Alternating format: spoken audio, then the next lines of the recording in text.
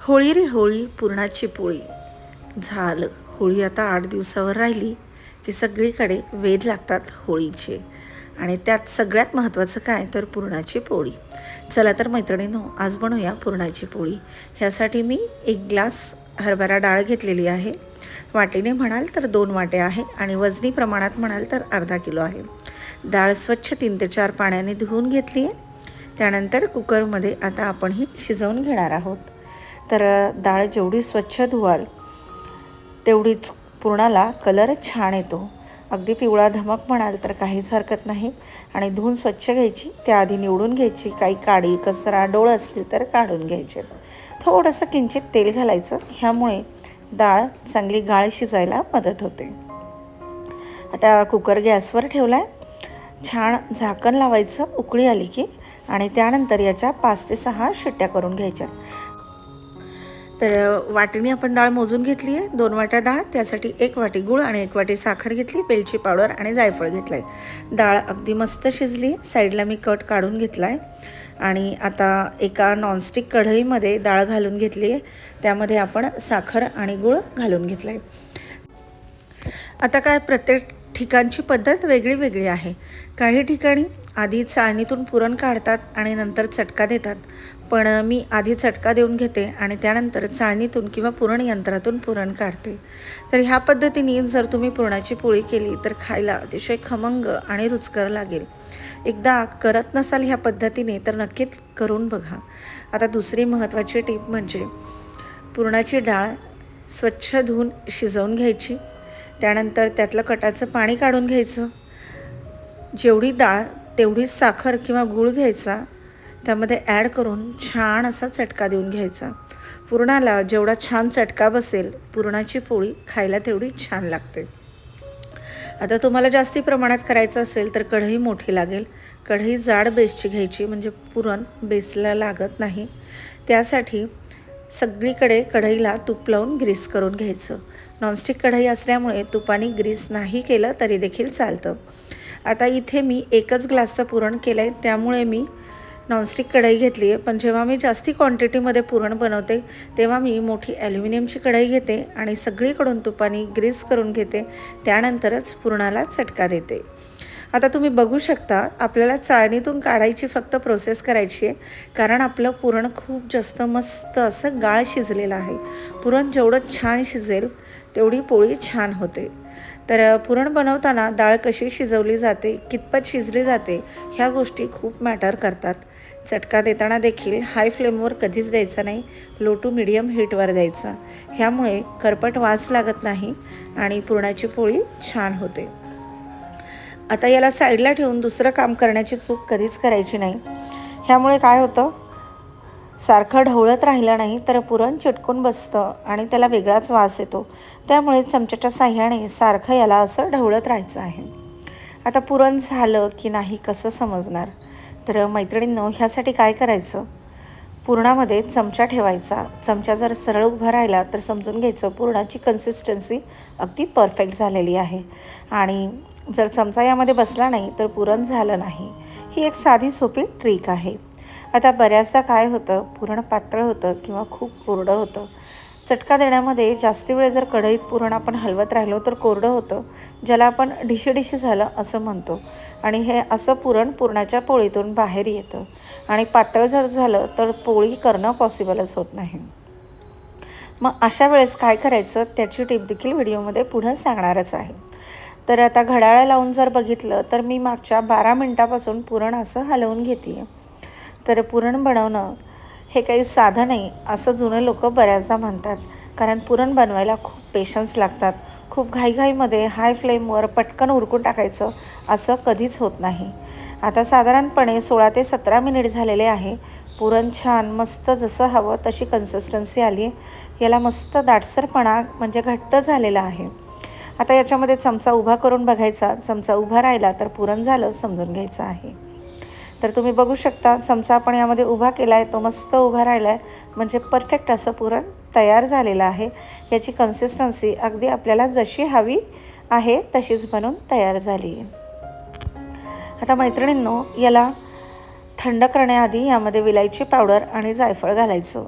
ही step अजिबात skip करायची नाही, कारण जोपर्यंत पुरणाच्या पोळीला जायफळाचा स्वाद येत नाही तोपर्यंत पोळी खाल्ल्यासारखीच वाटत नाही. आणि दुसरी एक गोष्ट म्हणजे साखरेचं आणि गुळाचं जे प्रमाण आहे ते देखील खूप महत्त्वाचं आहे. 1 वाटी डाळ असेल तर त्यासाठी 1 वाटी साखर घ्या किंवा 1 वाटी गूळ घ्या, किंवा तुम्ही अर्धी वाटी साखर आणि अर्धी वाटी गूळ घेऊ शकता. साखरेमुळे पुरणाला छान चिकटपणा येतो आणि गुळामुळे पुरणाला छान अशी चव येते. त्यामुळे मी अर्धी साखर आणि अर्धा गूळ घालून घेते. आता पुरण थोडंसं कोमट झालं की पुरणाची चाळणी घ्यायची आणि चाळणीतून पुरण बारीक वाटून घ्यायचं आहे. तुमच्याकडे चाळणी नसेल तर तुम्ही हे पुरण यंत्रातून देखील काढू शकता. तर अजूनही थोडंसं गरम आहे, त्यामुळे मी इथे चमच्याचाच वापर करते. तर चमचा तुम्हाला अवघड वाटत असेल तर एखादा तांब्या किंवा फुलपात्राने देखील हे असं मॅश केलं तर व्यवस्थित जाळीतून पुरण बाहेर पडतं किंवा खाली पडतं. तर ही खूप सोपी स्टेप आहे. तुम्ही बघू शकता पुरण खूप छान झालं आहे आणि चाळणीतून अगदी व्यवस्थितरित्या बाहेर पडतं. तर आपल्याकडे काही पर्टिक्युलर सण असे आहेत की ज्याला आपण पुरणाची पोळी करतोच. तर आता 8 दिवसावर त्यापेक्षा कमी दिवस राहिलेले आहेत होळीला, तर तेव्हा सगळ्यांच्याच घरी पुरणाची पोळी बनवली जाते. मी आधी म्हटल्याप्रमाणे आपल्याकडे ट्रेंडिंग आहे ती गोष्ट म्हणजे होळी रे होळी आणि पुरणाची पोळी.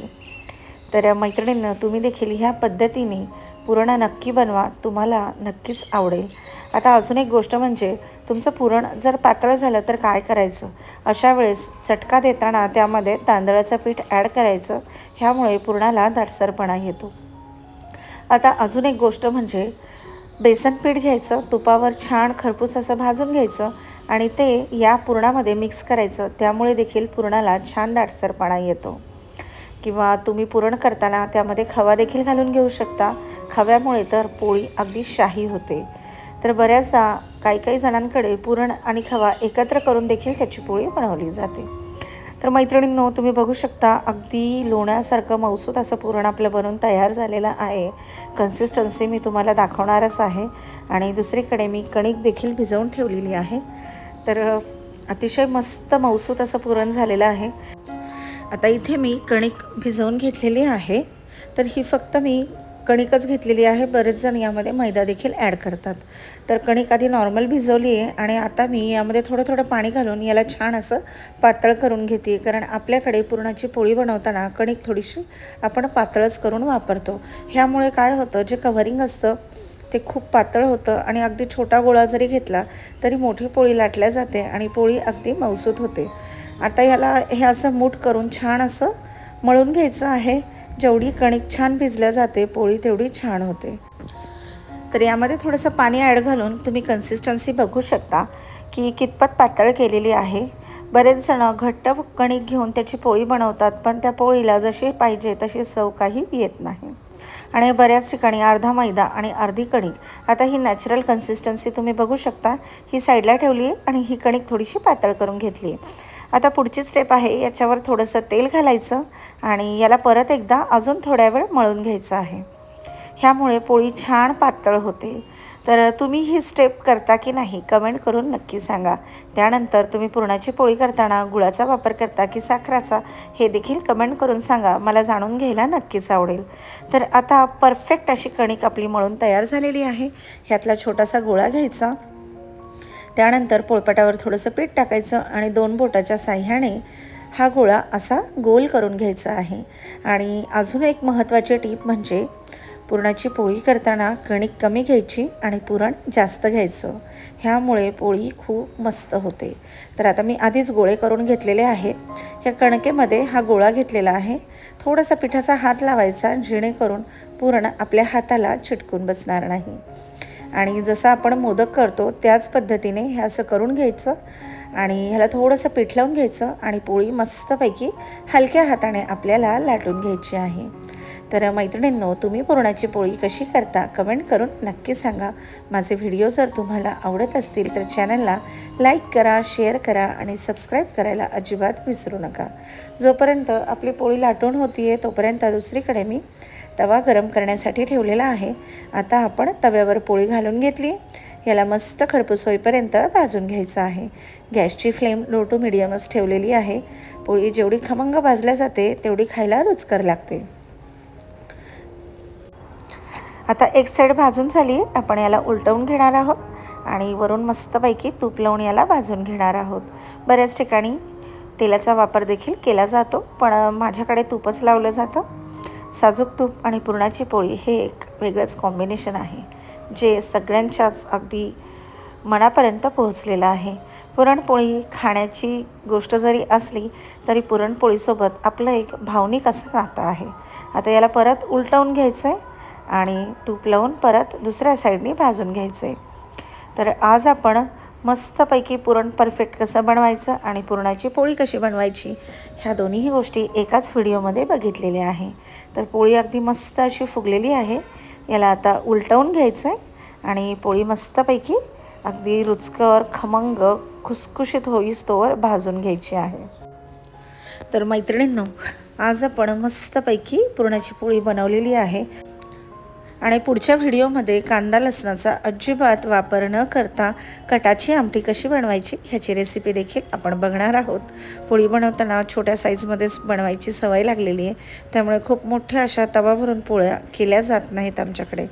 तर आता तुम्ही बघू शकता पोळी मस्त भाजल्या गेली. याला मी काढून घेते आहे आणि तुम्ही बघू शकता अतिशय मस्त अशी पोळी बनवून तयार झालेली आहे. तर मैत्रिणींनो, रेसिपी नक्की ट्राय करा. कशी वाटली ते कमेंट करून सांगा. भेटूया पुढच्या व्हिडिओमध्ये. तोपर्यंत धन्यवाद.